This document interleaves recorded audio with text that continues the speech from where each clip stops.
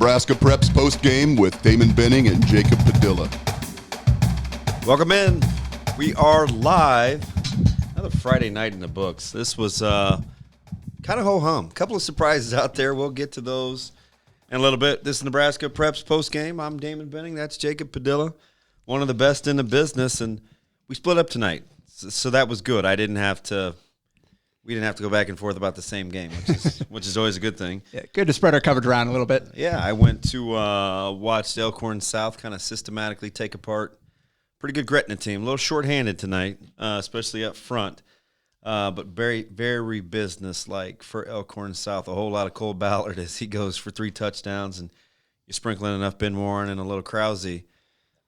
Offensively, they threw it a little bit more than I thought they would. Really punished Gretna and Zane Flores up front. They got after him tonight. He did not have a ton of time to get that passing game going for Gretna. And 35-10 was the final there. And that's something that we haven't really seen for Gretna yet, is what happens when teams can get some pressure on the quarterback. Because Flores, been sacked like once all year coming in tonight, something like that? And I think they got him for 4 tonight.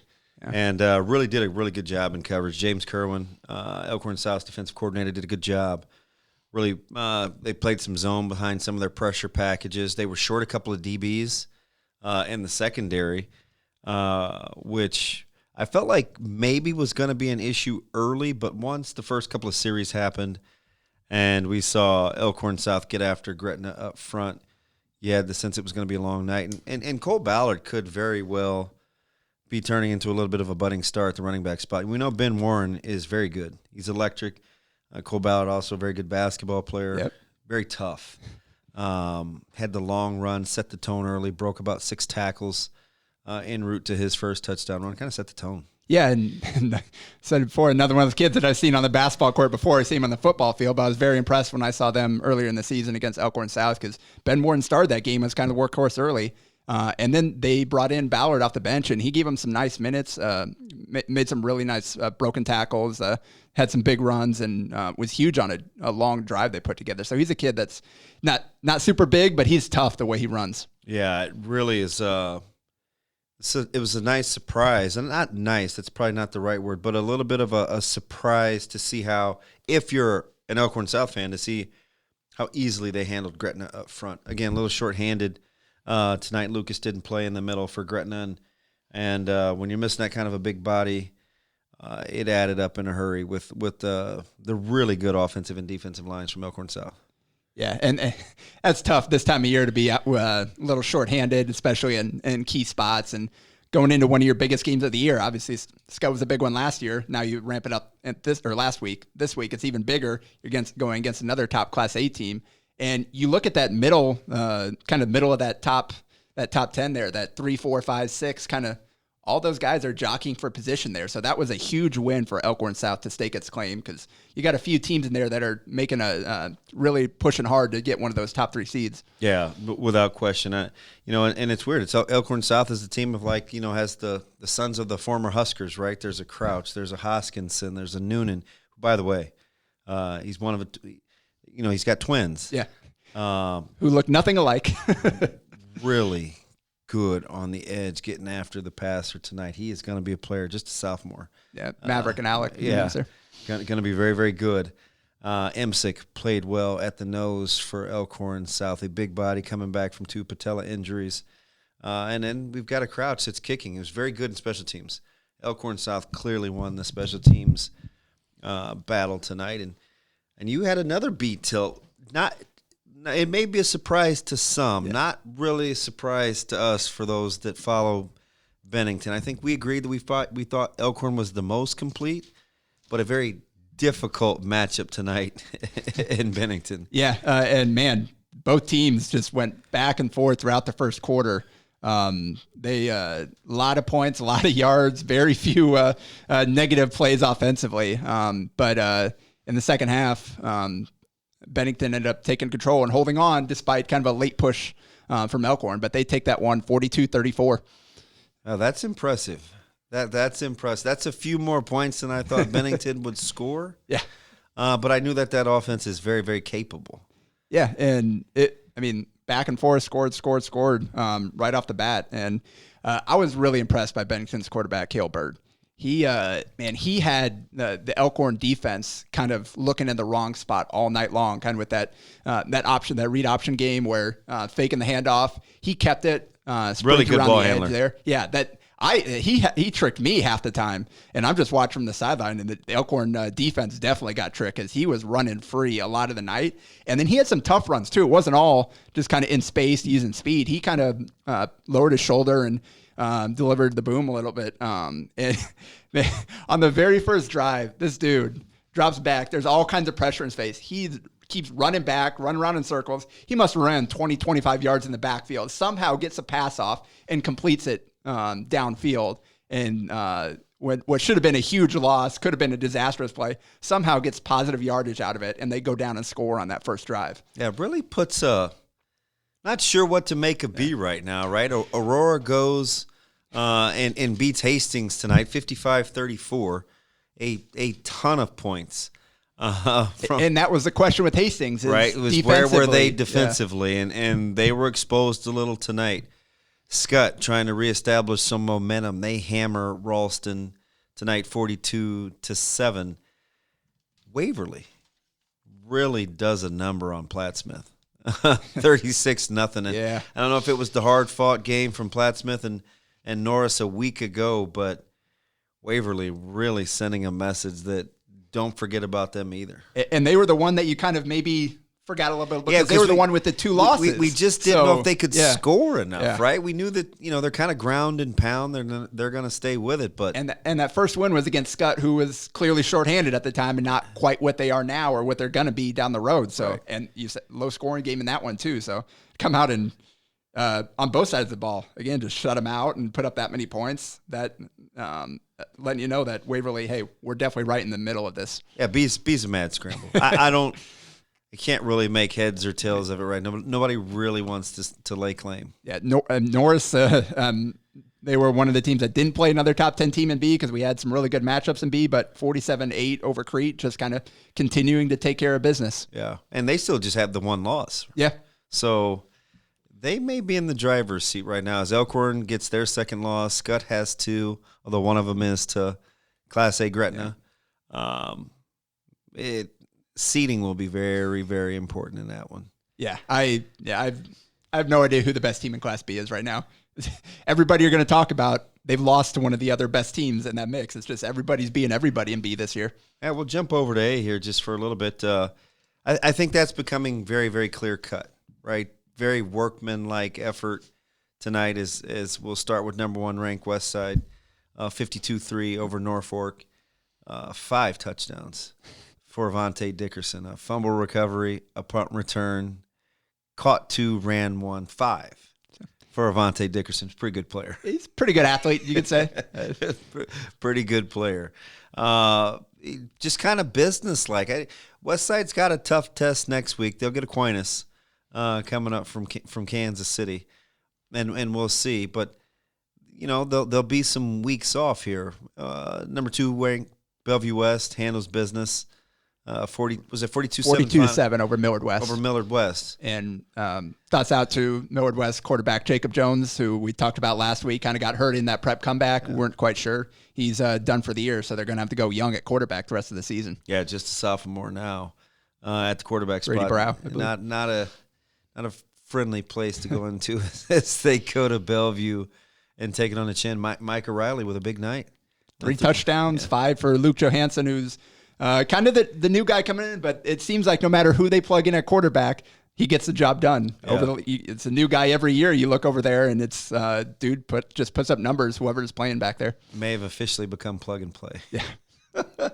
Millard South last night gets the 41-17 win over Fremont. And it was kind of interesting there with kind of the Gage Stenger wrinkle there with playing him a little bit at quarterback. That. Let him play some quarterback. Yeah. He can run it. He can throw it a little bit. It seems Actually, you throw it to Urban. Yeah, a little exactly. bit.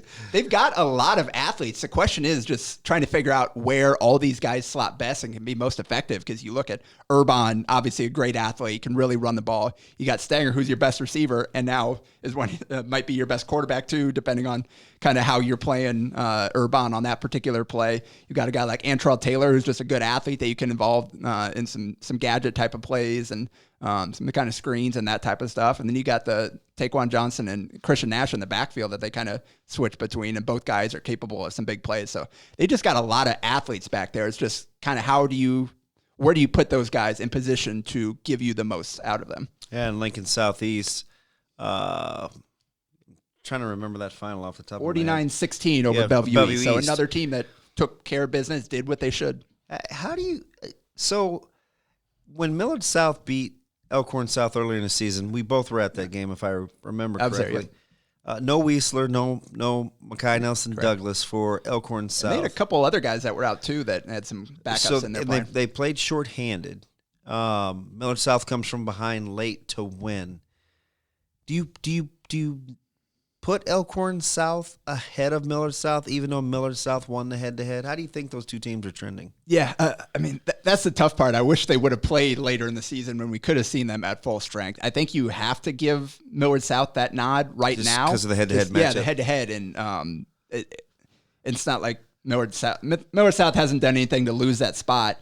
I think the question is Southeast. I thought Gretna had a chance. You run the table, you finish off these last two. They could have maybe kind of staked their claim for one of those top 3 seeds. So right now, I think Southeast, I think if they get this win over Gretna next week, then obviously undefeated, Millard South has 1 loss. I definitely feel good putting Southeast there at that kind of that third spot, assuming Westside and Bellevue West are 1 and 2. And that's going to matter because I think you want to be on the other half of the bracket, and depending on 3, 4, 5 shake out, you'll be opposite Bell West and West Side, but who will be opposite Bell West and West Side? Right? I think that's kind of the key there. You're trying to avoid that until the semifinals, if at all possible, especially with 24 teams, and I believe the top 8 will get the bye. And we're starting, I think we're kind of settling in here. We got a good idea of who those 8 are going to be now, with just one more week here or so to go. I think Prep's going to lock the A spot or 7th spot, and maybe is it? And Prep got a 68 win over Lincoln Northeast tonight, so they got Tapia South next week. Prepper's getting hot. Yeah, and that's a tough coming out of the gates facing West Side in your first game, and then very unforgiving schedule, and they had the COVID issues as well. So the schedule was kind of set up to get right, but they're taking advantage of it and doing what they need to play well heading into the postseason. Yeah. Lincoln East gets a 21-7 win over North Platte. Is Lincoln East in that top 8? I think so. I think they're. So you probably go Prep 7, East 8. Yep. And then Gretna Prep 7, kind of that 6, 7, 8 probably. I think that's where we're at right now. And East again. Kind of had gotten a little banged up from where they were before, but with Walters at quarterback, they've got a chance to and had really the really tough loss to Millard North. Yeah, fumble, not a fumble, touchdown. I mean, they've gone back and forth over that. That one may really end up mattering, though. That's the thing. Yeah, especially if they're outside of that top 8. But I think as I look at them and they pass the eyeball test, I think I put them in that 1 through 8 category. Yeah, I think we're looking at Westside, Bellevue West, Millard South, Elkhorn South, Lincoln Southeast, Prep, and Gretna is probably that 8 right now. Gretna and then Lincoln East. That's probably that 8 right now. Because you look at some of those 9, 10, 11, 12, those teams are taking some losses now. Teams that got off to a good start, but maybe the schedule wasn't as tough, and now you're playing some of those other teams that are in the mix. Yeah, and unfortunately, you could be a team like Millard West, who I believe, it almost doesn't sound right, still may only have the 1 win. That's it. That they do. It's kind of much better than a 1-win team, but the schedule has been nothing short of a nightmare. And there's not a team in the state that's been hit harder by the injury bug than I think Millard West. Yeah, it just happens, unfortunately. But I mean, those guys are continuing to fight. We'll kind of see what they can do here down the stretch. Everybody's getting to the postseason here, so you get hot, knock off somebody, and can kind of make up for a tough regular season here. What do you make of Millard North? That's a team I have not seen them yet this year. Obviously, good defensive team. Yeah, and obviously they play the same way they've always played under Fred Petito with that quarterback run game. And they've thrown it a little more than they have in the past. They threw it more than Elkhorn South did tonight too, which I was like, gosh, Elkhorn South has some weapons. I almost want them. But there's a couple of different ways they can beat you too. I mean, you've got the two-headed monster with the ground game, and actually 3 when you add in Krause, who has shown the ability to run it. Yeah, and so that, and the high school level, even teams that do have some weapons on the outside, most of the time, unless you're playing at a few select places, it's going to be run first, second, and then maybe you get to throw third. Yeah, let's hop back over to Bennington real quick, because I think for folks in that community, that final didn't surprise them. Did the way in which the game was played surprise you? A little bit. And like I said, I think kind of the key to the game was that quarterback run game. And he made some huge plays through the air, too. There were some big gains. But it was his ability, the ball handling, his ability to kind of trick the defense and create those big openings for the quarterback run game there. Because Tyler LeClaire got going and had some huge plays late. The dude is an absolute monster. He is physical. But they had him bottled up for the most part in the first half. I think he had 6 carries for 28 yards or something like that in the first half. Or 8 carries for 20 yards, something like that in the first half. They were kind of, he wasn't getting a lot of chunk plays. They were kind of tackling him close to the line of scrimmage throughout the first half. But because they were keying so much on him, that's when the quarterback run game around the edge really kills you. And it certainly did tonight. So if you're Elkhorn, what do you think some of those takeaways were going forward? As you're going to see maybe a couple of teams that can spread you out like that in the playoffs. You could get a Hastings. You could see a Bennington again, depending on the seedings. It will be very close and hotly contested. Yeah. And I think it's going to come down to good kind of film study and guys kind of learning from their mistakes tonight. And I saw Isaac Robinson, their terrific linebacker. He went down late in the game. Hopefully it's not too serious and he's able to kind of bounce back next week and finish out the regular season, because he's a big piece of what they do. But you'd think that they've got the athletes back there. Now it's just a matter of kind of doing what you need to and learning from your mistakes going forward. Yeah, since we are in the middle of a pandemic, right? And we talked to Coach Turman this morning on Severe and Benning in the morning, our morning show, and he said, there's kind of this thing that goes on now where you're kind of hoping and praying every morning that you wake up that something hasn't happened, right? That nobody's sick or has test positive. He said it kind of keeps you up at night. It's grayed him a little faster than it ordinarily would. You hear stories of a couple of pockets of hitting schools. Here this past week, only 25 beds available in ICUs right now in hospitals. Lincoln at a 13% rate, 12.8 right now, which is high. How much do you think that creeps into not only their forefront, but yours as well, as we try to go forward and see who's playing and who isn't? Yeah, and you can even see it on the sidelines. These schools have people in charge of making sure that the guys that aren't playing, that are out there, hey, get your mask on. I saw somebody at Bennington here kind of reminding a couple of their injured players, hey, guys, pull them up. So these schools, top to bottom, are very aware of it. And fortunately, we've made it to this point. Obviously, there have been cancellations every week. Some schools have been hit worse than others, but we're getting close to the postseason now. We've made it through most of the season, and hopefully can kind of keep that going here, and people continue to be smart with their choices and lucky as well. It takes a little bit of fortune. Were you surprised at the NSAA's ruling that a COVID contested game will be a forfeit? There will be no makeups. They are hardlining in terms of the consequences for that. I guess I'm not too terribly shocked. No matter whichever way you do it, it was going to kind of create some issues. If you do postpone it, then that sets back the rest of the bracket.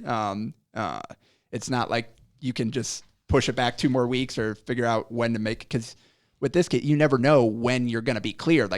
It could have just the 1 week, you'd be back, whatever, but you could get it spread a little bit here, and that could knock you multiple weeks. You can't just be waiting. So I understand the decision, hey, we got to get this done, because then we got the winter sports season coming up too. So you can't extend this too far just for one team that may just have some bad luck. Where's your confidence level? I don't know where you were, but I think in the crowd where I was at Gretna and Elkhorn South, I think it was probably 60-40, 65-35, masks, no masks. It's obviously kind of modeled by the parents. Like, what's your confidence level that we don't see a continued uptick locally? I wish I could say hi, but just kind of with the way things have gone, there are just so many like varying degrees of people taking this seriously, and it doesn't really matter where you are. It's in the city, small towns, whatever.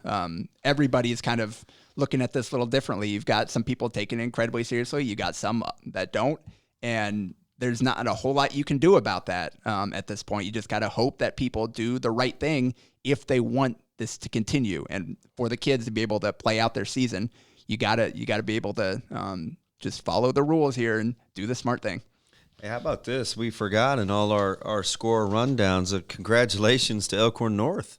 Oh, right, getting their first win of the program's tenure in year one. That's not always easy to do. Every year we've got teams that go winless in pretty much every class. So the fact that in Class B that they were able to go out there and get a win, especially like they're a lot of their teams are taking on the chin this first year because you're building up a program from scratch. You've got some transfers in, but you don't have upperclassmen really. You don't have a lot of guys that probably have played a lot of varsity sports to this point. So you're trying to learn every week, and the fact that they're able to get that done, that's huge for that program moving forward, going into next year, especially for all those kids that are coming back. Yeah, Elkhorn North getting their first win over Mount Michael tonight. Blair handles Gross pretty easy, 54-14. You mentioned the Bennington score.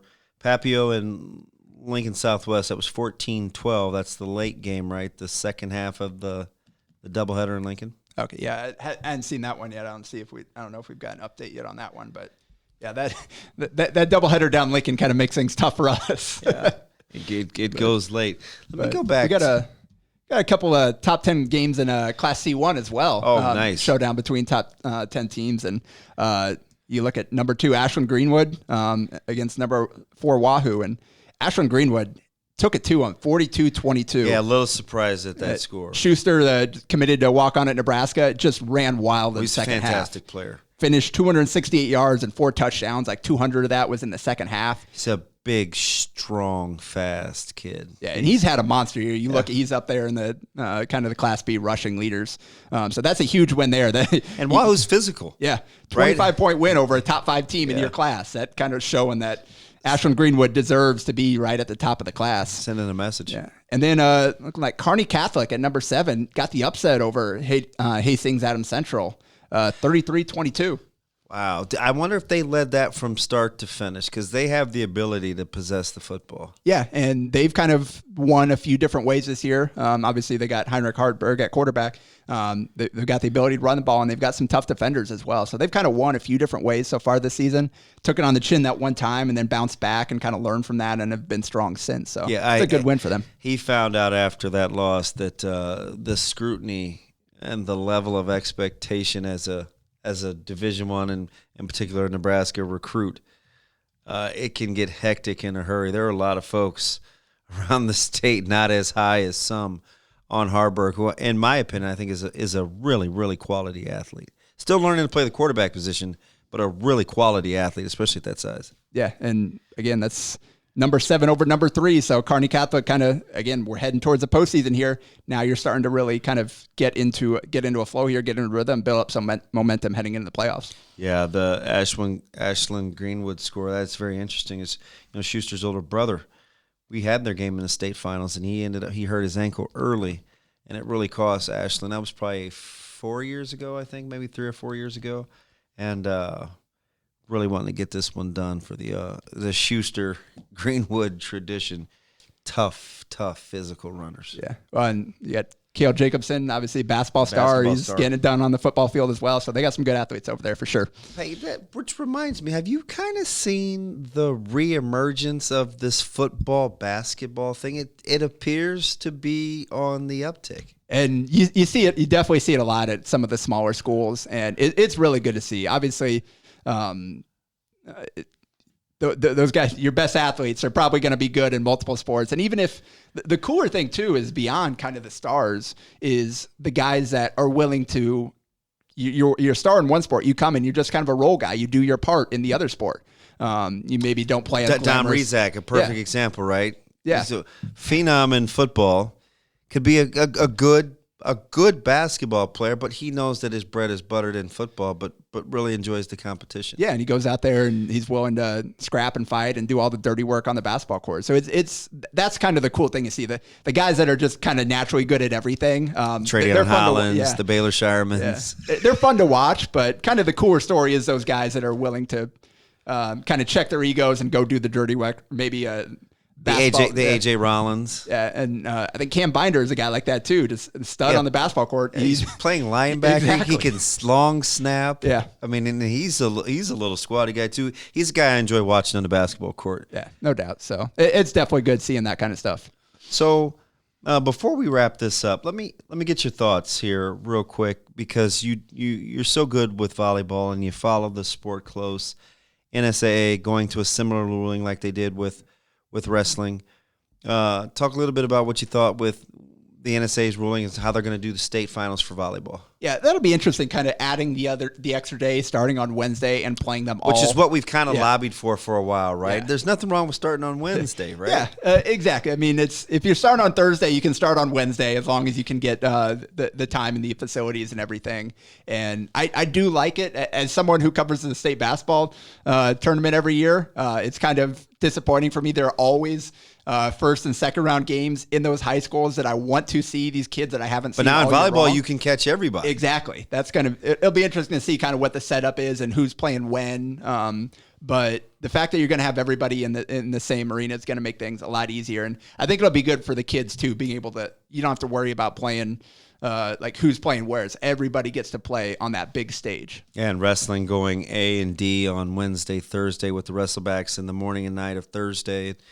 They'll go live with those broadcasts on NET on Thursday night, which will be new. And then B and C will go Friday, Saturday, which will also, and if they get to 75%, I mean, it's about 13,000 in the CHI. That seems like a lot. Yeah. Does it not? Yeah. I'm still kind of hesitant about any kind of crowds at any sports, especially like we've talked about, kind of things are on the rise now. The family is one thing. I think we can blame homecoming, right? We'll blame homecoming. Yeah. I think a lot of schools have done a good job of managing it and making sure that you get the family in there, but you're not making too big of a risk by trying to get too many people there. Kind of depending on where you go. I saw at Benning tonight, they kind of put their student section down on kind of the track towards the end of the end zone there, kind of be able to spread them out a little bit more versus where you're packing them into the bleachers that I've seen in some student sections. So we'll see kind of how that goes with the attendance in the state tournament. Again, indoor events, they're always a little trickier than outdoor. I wouldn't be opposed to kind of what we did with the state basketball tournament last year, but we'll see. As long as they come up with a safe way to get people in there, that's the most important thing. All right, before we let you go, I won't let you get off the hot seat here in our last minute. The number one ranked team in Class B should be... I guess Norris at this point. Probably Norris or Scott, I would say, right? So Norris, who was that lost to again? Elkhorn. Okay. No. They beat Elkhorn. Elkhorn. It was to Scott, right? Am I doing that right? You might. See, everybody's beating each other. Scott's in the last week. Scott has Norris in the last week. Elkhorn has Scott in the last week. I think it was Scott. Yeah. I think it was Scott. And then number one in A is? I think Westside hasn't done anything to lose that spot. Neither has Bellevue West. Can we go a 1A and 1B there? That's fair. The defending state champs are that until they get beat, but Westside is awful good. Yeah. All right. See, we're off the hot seat. That was the fastest 30 minutes in high school sports. That's Jacob Padilla. I'm Damon Benning. We appreciate that. This is Nebraska Preps Postgame. We'll be back next Friday. Make sure you are too. Thanks for joining us.